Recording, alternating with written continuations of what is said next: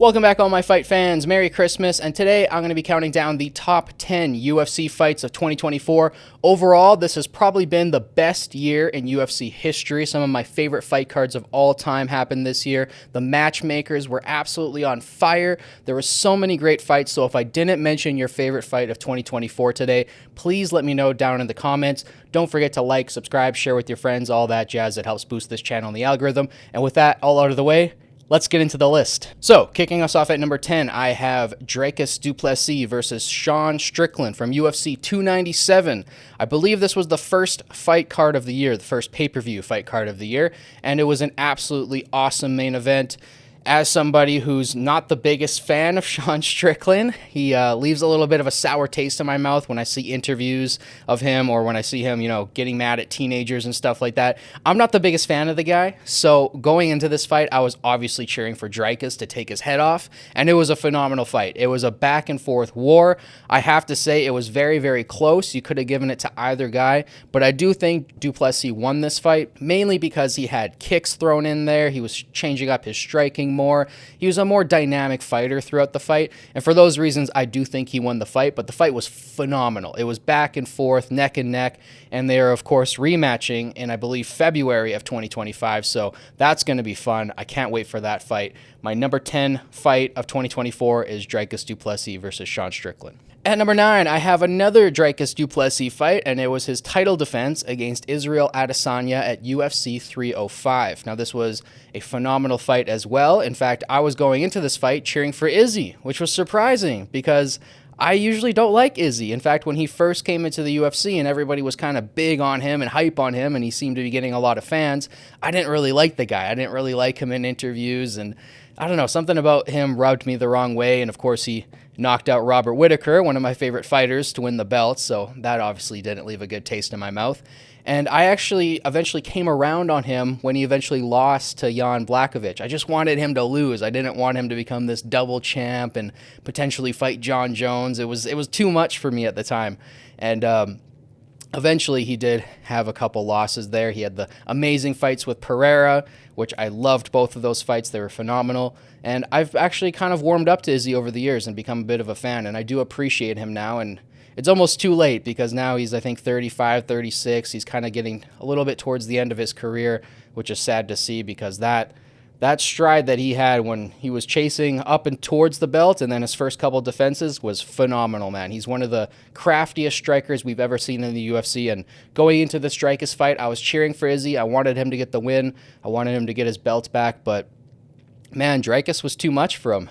Too much. And I think Izzy, I had him winning the fight. Like, I had him winning most of the rounds. I thought he was doing enough. Those electric shorts looked awesome, and he was hitting his combos, he was finding the shots, he was sniping away, and then in that fourth round, Dricus, man, the Looney Tunes victory. I don't know how he finds ways to win sometimes, but he found a way. He landed some big punches on Izzy. Probably could have gotten the TKO, but eventually got the rear naked choke submission in the fourth round, and just a phenomenal title defense by Dricus du Plessis, and I'm a big fan of him. I'm a fan of both guys now. Over this past year, I've become really high on Dricus, even though, like I just said, he's a little bit awkward sometimes in there, but he's a really, really fun fighter to watch, and I love him on the mic. I think he's a really solid dude. He's pretty humble, and the fact that he was able to get Izzy and Sean Strickland to both cry in 2024 was pretty spectacular, so I'm on the Dricus train. I hope he wins the rematch against Sean. So, moving on to number 8. At number 8, I have another fight from UFC 305, and it is Dan Hooker versus Mateusz Gamrot. Now, going into this fight, I thought it was an interesting matchup because you had Gamrot, who's a very wrestling-heavy guy who could probably out-wrestle just about anybody in the division besides, maybe Islam and Arman to a degree, although he had some success against Arman, obviously beating him. But Gamrot's one of those guys that I always looked at as a heavy wrestling guy. And then Hooker, as we all know, is a striker. He likes to stand on the feet, box with you. He will take 100 shots just to give you 5 good ones, and it's awesome to watch. But this fight did not turn out the way that I was expecting it. Gamrot stood on the feet, and he slung leather with Dan Hooker. And it was a close fight. You probably could have called it either way. Now, I do think the judges got it right with giving Hooker the decision in this one, but I do think it was kind of a coin flip fight, and those are the best fights. Those ones where you can kind of flip a coin, and it doesn't really matter which guy wins because the fight was that dead even.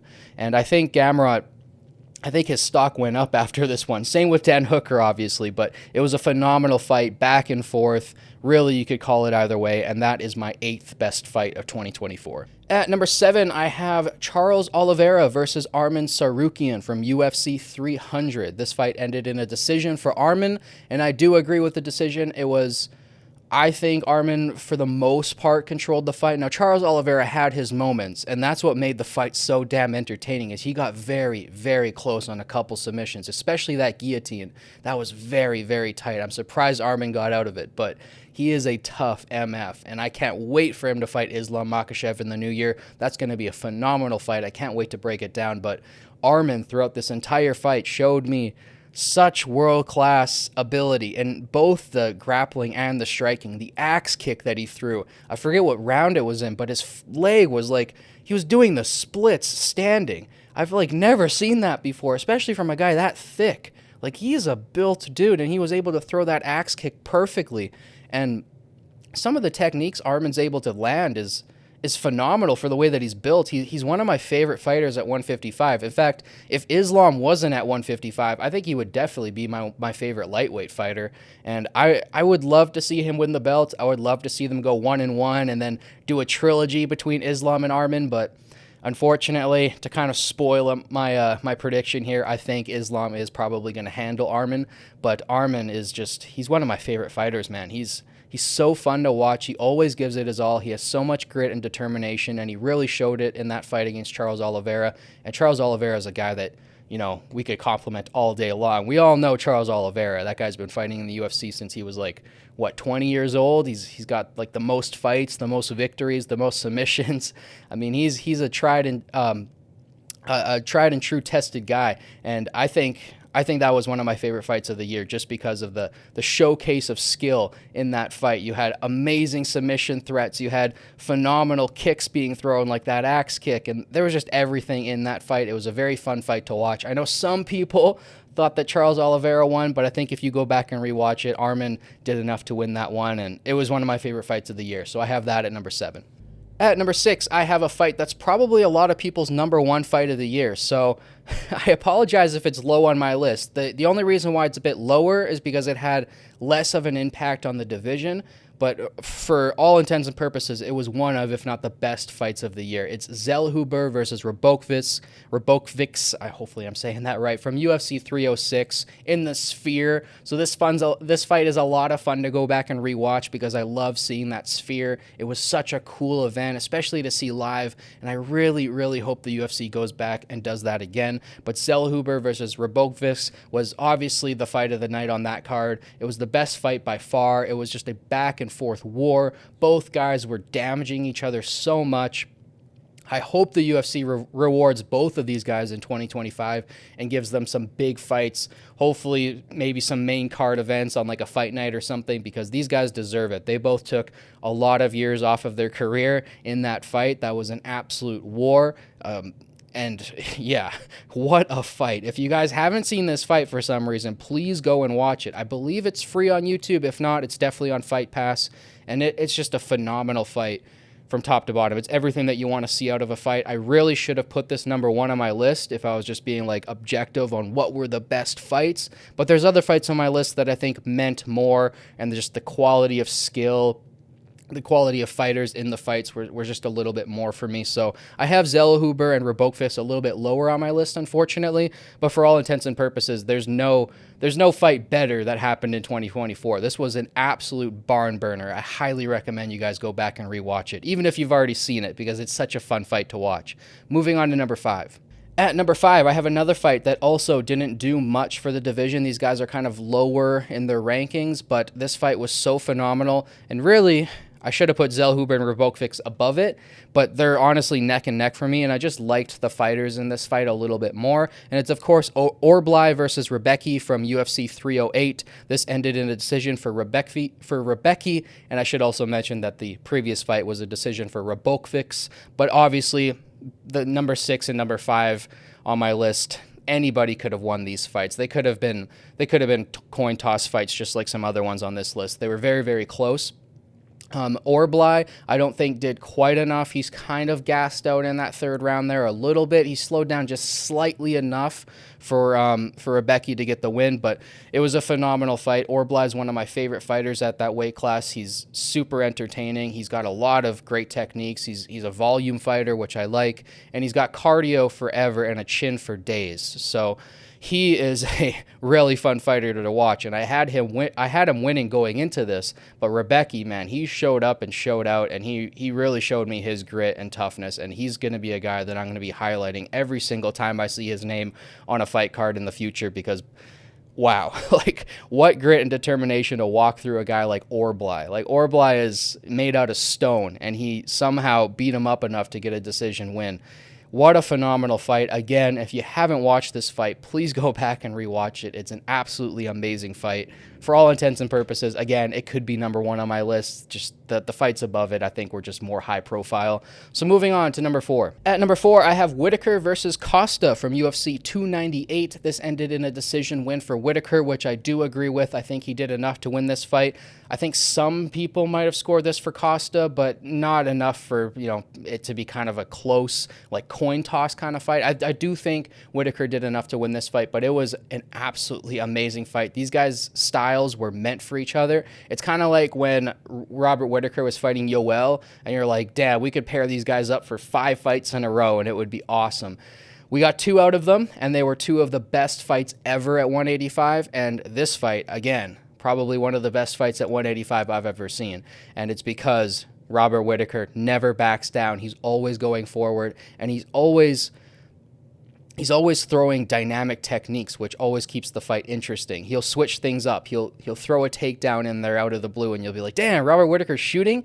Or he'll throw, head kicks. He throws beautiful head kicks that are really, really sneaky. He kind of throws them almost like from behind himself, and they sneak up in a weird way. And I love the way he throws head kicks. It reminds me of how TJ Dillashaw used to throw head kicks. It's really beautiful. And I've always loved Robert Whitaker. He's been one of my favorite fighters ever since he broke in on Tough. And yeah, this Costa fight, man, every single fight he's in is fun. Like whether it's the Strickland fight, which I know some people didn't really like because Strickland was just jabbing and teeping the whole time. But whether it's the Romero fight between Costa and Romero, or any of the Costa fights, the Johnny Hendricks one, if you're a Johnny Hendricks fan, you might not like that fight. But every single fight Costa's in, he brings it, man. He goes forward and he throws power, and he's a powerhouse. I mean, you look at the way that guy's built with the secret juice and all that. He's a phenomenal athlete, and this fight is another fight that I think should be ran back and could be remade like 5 times in a row, and I don't think any fan would complain. These guys have styles that are just meant for each other, and they're both just absolute warriors, and I loved this fight. I can't wait to rewatch it, and I have Whitaker versus Costa at number 4. Getting into the top 3, at number 3, I have Pereira versus Roundtree from UFC 307.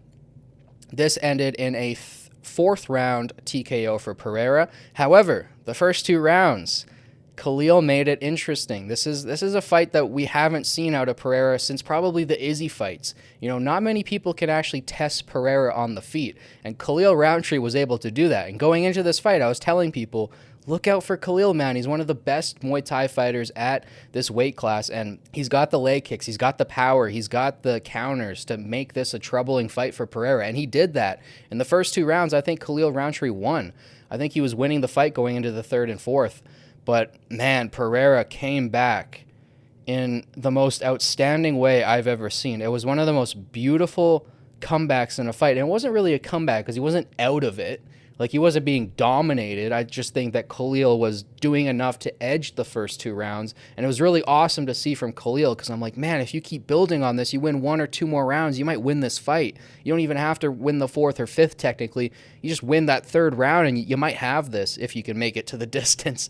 But Pereira, man, he found another gear that I don't think I've ever seen him hit before. Even in kickboxing, I've never seen him hit that flow state where he seemed to see everything. He was dodging every single punch from Roundtree, and he was countering it perfectly. And it looked a little awkward because his hands are kind of always low, so he has this like cobra stance to him, and it can look a little bit awkward, especially if you've boxed before and you've been taught to keep your hands up.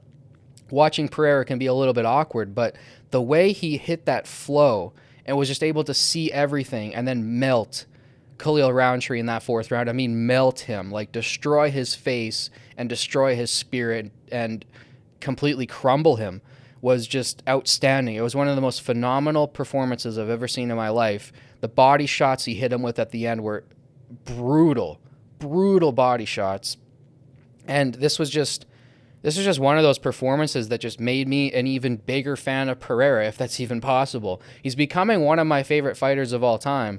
And I never thought I'd say that because I'm a huge wrestling guy. Like, I like wrestlers. I like boxers, and wrestlers are my favorite fighters to watch. And to see some guy who's never really used wrestling and his wrestling's a little suspect, usually I'm not the biggest fans of those guys because to me there's just something missing about their game.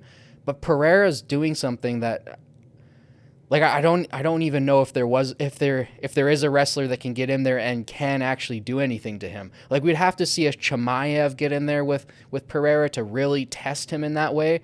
But the way he fights, man, like, I can't just sit here as like a wrestling fan and be like, oh, well, if a guy with NCAA wrestling Division I got in there, he would just ragdoll Pereira at that weight class. If they were the same weight, he would just ragdoll Pereira. I can't even say that because in MMA, man, every fight starts on the feet, and Pereira is so damn scary. I don't think anybody wants to shoot in on him because not only does he have vicious uppercuts, not only does he have vicious hooks when you're coming in, but his flying knees are damn accurate, and they're fast too, especially for his weight class. So I don't know, man. I don't know what the upper limit is for Pereira. It's sad for me that he came over at like 35 or 36 or however old he was. He was kind of in his mid-30s. I'm always questioning in my mind now, like, what would have happened if Alex Pereira came right over to MMA? Now, I know part of his mystique is that he built up this career in kickboxing and became one of the best kickboxers of all time, and that kind of makes Pereira what he is. But there is a big part of me that's just thinking, like, what's if Pereira came over at like 20 years old? What's if he was like a John Jones and came in the sport like super, super early? Like, what could we have seen out of him? Could we have seen, like, I don't know, 30 title defenses? Like, who knows? He defended his belt 3 times this year. Like, that's insane. I don't know. The what ifs in my head go crazy with Alex because the fact that we got him basically past his prime and he's already becoming one of the greatest champions in UFC history is just outstanding to me. He's got one of the most unique stories ever in the UFC, and he's one of the biggest what ifs I've ever seen. So Pereira, man, he just keeps hitting new levels, and I could talk about him all day this video because he had a phenomenal 2024. I'll cover his year in review a little bit more in my MMA awards video, which will be coming out probably today or tomorrow. But man, what a phenomenal year by Pereira, and this was absolutely his best performance of the year. Just a phenomenal comeback in a fight that he wasn't getting dominated, but he was losing a little bit, and just the way he came back just blew me away. So I have that fight at number 3. Moving on to number 2, I have Islam Makhachev versus Dustin Poirier at UFC 302. This fight ended in a 5th round submission for Islam Makhachev. This was a phenomenal fight. It's one of my favorite fights of all time because it involves 2 of my favorite fighters of all time. I've been a big fan of Dustin Poirier ever since he fought, Max Holloway and Conor McGregor for the first time way back in the day. He's been one of my favorite fighters. And he's one of those guys he's so humble off the mic, and he's just one of those dudes that you just want to hang out with. You want to be friends with him, right? Dustin Poirier is just a chill guy. And I've always really liked him, but the Dagestanis have always been my number 1. Those are my ride or dies because I've been watching wrestling since I was a little kid. I've known about Dagestan's dominance over wrestling. Before any of the Dagestani athletes even came to the UFC, I knew about their dominance. And when they started coming over, man, I was telling everybody, I'm like, look out for the Dagestanis. They're going to maul everybody, and they're going to remain undefeated for their entire careers. And people were like, that's insane. That's never happened. Even Anderson Silva lost. And I'm like, just wait. Just wait and watch because these guys are on a different level. Wrestling is different. It's like the hardest martial art to do, and these guys dominate it. I don't know if any of you guys know this story, but in the 2020 Olympics in Tokyo, Dagestan had 3 athletes 3 athletes win Olympic gold medals in freestyle. There are 6 medals that are given out across the 6 weight classes for freestyle wrestling, and Dagestan took home half of them for Russia. And of course, Russia was banned in the 2024 Olympics. And these individual athletes who all won gold medals in 2020 were all young, in their prime, and looking to win another gold medal. In fact, one of them already had 2 gold medals, and he was looking to win his 3rd in 2024. His name is Abdul Rashid Sadulayev, and to me, he is the greatest freestyle wrestler of all time, and he's also the greatest athlete to ever walk out of Dagestan, in my own opinion. I put him above Khabib. I even put him above Satiev. I think he's the greatest athlete, maybe of all time. Like, honestly, he blows me away, and he was banned from the 2024 Olympics, along with his 2 other compatriots who won in 2020. And Dagestan sends 3 other athletes, their second best. They send their second best athletes under 3 different flags because Russia was banned from 2024 Olympics, and they still bring home 3 gold medals. Half of the gold medals still come home to Dagestan, even though their top athletes were banned. One of which was a 21-year-old who beat, I think it was Kyle Snyder and some other big name that I'm just blanking on right now. But this kid, he's a prodigy of Abdul Rashid Sadulayev, and I'm blanking on his name right now too because some of these Russian names are a little difficult to remember, but he did a phenomenal job. I'll put his image and his name on screen right now. He did a phenomenal job. He's looking like an insane prospect right now. And just if you guys understood the dominance of Dagestan over the last, I don't know, 30, 40 years in wrestling, it's outstanding what they've been able to do. So I've always been a huge fan of Dagestani athletes, and I always will be till I die. I'll have a documentary coming out soon on their dominance and their rise, so you guys can be excited for that. But so Islam Makhachev and Khabib, to say the least, are some of my favorite athletes ever. And Islam Makhachev, he's not as dominant as Khabib. His wrestling's not as gritty. It's not as dominant and controlling as Khabib, but he's a little bit more of a well-rounded fighter than Khabib. He's got striking. And we saw that in this Dustin Poirier fight. He outstruck Dustin Poirier, which nobody saw coming. Not a single person. Everybody thought that Islam Makhachev, if he was going to win this fight, he would have to take Poirier down, and he'd have to dominate him like Khabib did. That's not what happened at all. Instead, we saw Islam Makhachev using a tie clinch, a double tie clinch, throwing knees in the pocket. We saw him use elbows. We saw him use combinations. We saw him outbox Dustin Poirier, which is absolutely insane to say. And I just thought it was one of the most spectacular performances by Islam ever. Now, I do think it was a close fight because Poirier was defending well. He was counter-striking. He was doing everything that he needed to do. He fought a phenomenal fight. But I do think Islam won every single round going into the 5th round. And in the 5th round, I think Islam thought, you know, this is a fight that I feel like I'm winning. But I also felt the same way when I fought Volkanovski for the first time. I thought I was winning that fight, and then people after the fight thought it was close. Some people even thought Volkanovski won that first fight. So I need to go out there and I need to finish this. I need to put a stamp on it. And he got a 5th round submission with a beautiful leg sweep. He went to the back. He was trying to get a rear naked. Dustin defended perfectly, and then he readjusted, found the Darce choke, cinched it in, and choked Dustin Poirier unconscious, and it was beautiful. 5th round submissions, especially in title fights, are rare. In fact, they're some of the greatest submissions of all time, usually when they happen. The one that comes to mind the most is Chael Sonnen versus Anderson Silva, a fight where Chael Sonnen was winning every single second of the fight up until the last 20 seconds of the fight, where Anderson Silva threw up the triangle choke and got the finish. And it's probably the greatest submission in UFC history. If you've never watched that fight, I highly recommend you go and watch it. Don't just watch the submission, watch the full fight, because then you really feel the power of the submission at the end. And yeah, what an amazing fight by Islam Makhachev. He's quickly becoming one of my favorite fighters of all time. I think he's in my top 3 now. I still put John Jones above everybody. He's still above all the Dagestanis for me. That was the guy who really got me training. He got me into the sport. He got me obsessed with it. When he first became champion at 23 years old, it was a huge motivating factor for me. I'm like, I want to beat that record now. And of course, that's not the way my life's turning out now. I kind of put my MMA dreams aside, and I don't want to be a UFC fighter anymore. But that was one guy who really inspired me to start training, and he'll always be my number 1. But number 2 and number 3 right now, I think, are Khabib and Islam, just because man, there's just something special about those fighters. And especially if you understand wrestling and if you grew up wrestling, you understand just how phenomenally talented these guys out of Dagestan are. And I will be making a full video on them in the future so you guys can get a better sense of it. But yeah, just a phenomenal fight. I have Islam Makhachev versus Dustin Poirier at number 2. And at number 1, there is no fight that could be at number 1 besides Max Holloway versus Justin Gaethje at UFC 300.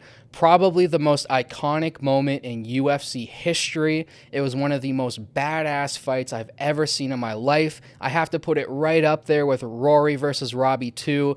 It might be second to that fight still. There's something special about Rory versus Robbie for me, especially because I'm Canadian and, you know, Rory was Canadian and obviously a part of that fight. So, but man, this Max Holloway-Justin Gaethje fight was just something else. And I know that the majority of the fight was one-sided, so maybe it wasn't the greatest fight ever for that reason, and some of you might, you know, complain about that part. But I understand that Max Holloway was tuning him up from round 1 all the way to round 5. But just the way that fight ended, man, made it so special. And if I'm judging the fight as a whole, I have to judge every moment of the fight. And even if it's only the last 10 seconds that made the fight like super exciting, there's something about those last 10 seconds that were just so magical. And I had a bunch of people over at my house at the time. I remember sitting next to my cousin watching it. It was not his first time watching a UFC event, but, you know, one of the first couple that he's sat down and watched from start to finish. And just having that moment with him of excitement when Max Holloway points to the ground and I'm like, look, he's doing what I just said he was going to do. He's going to point to the ground right at the last 10 seconds. And then they're throwing back and forth and my cousin's going like, holy, why is he doing this? He was winning the fight. Like, what's if he gets knocked out? And I think right as he says, like, what's if he gets knocked out? Max Holloway lands that punch and knocks out Justin Gaethje and the whole house just goes, whoa. And it was just such an amazing moment. Everybody freaked out. We were all talking about it for like 30 minutes. An hour after the fight was just all the discussion was on that moment. We didn't even care about the main event after that point. It was just like all focused on what Max Holloway just accomplished. And it was just such an amazing moment. And it's moments like that that are memorable and make fights special. And for me, that's why this fight's number 1 for me. It was the most special fight of the year. It was the one that I was the most excited about. The finish that just got me the most out of my seat and electrified. It was, what a moment, man. I'm so thankful for Max Holloway for giving us that moment. Because like I said, he didn't need to do that. He didn't need to do that. He had the fight. He won it. It was a shutout victory. He tuned Justin Gaethje up the whole fight. And it was still very entertaining to watch. Like, don't get me wrong. It's not boring that it was a little bit one-sided, but Max Holloway's striking is just so beautiful to watch, especially if you watch boxing. It was beautiful to watch him just tune up Gaethje for 5 rounds. And then, yeah, what a spectacular moment to end the fight. That was really special. So I have that fight at number 1. I'm sure a lot of people will disagree. They'll have other fights at number 1, and we all have different lists. It's all subjective. But let me know down in the comments, how do you guys have it ranked? How do you guys have it ordered? Did I miss any fights? Were there any amazing fights from 2024 that I didn't go over today? I know I didn't really do any honorable mentions. That's because there'd be a too long of a list for me to do honorable mentions. There were so many great fights this year. I'm really, really happy with it because the matchmakers, I thought, were at the top of their game. I've never seen the matchmakers this good. There were so many fight nights from 2024 that I was like, this fight night was so good, it should have been a pay-per-view. And I don't like to say that because I don't like the pay-per-view model. I think the UFC should just go to a base subscription, just charge everybody $30 a month for Fight Pass and put all the fights on there for free, even the pay-per-views. Like, just stop doing the pay-per-view model. That's my own personal opinion. I don't like dishing out, $60, $70 every month for UFC, but I'll keep doing it because the product keeps getting better and better, and it's just phenomenal. It's the funnest night of my week, those Saturday nights when the UFC's on. So yeah, what a phenomenal year. I can't wait to see what they bring us in 2025. As always, let me know your guys' thoughts down below in the comments. Don't forget to like, subscribe, share with your friends. It helps boost this channel and the algorithm. Thank you guys so much for watching. As always, it means the world to me. I'll catch you guys in the next one. Peace.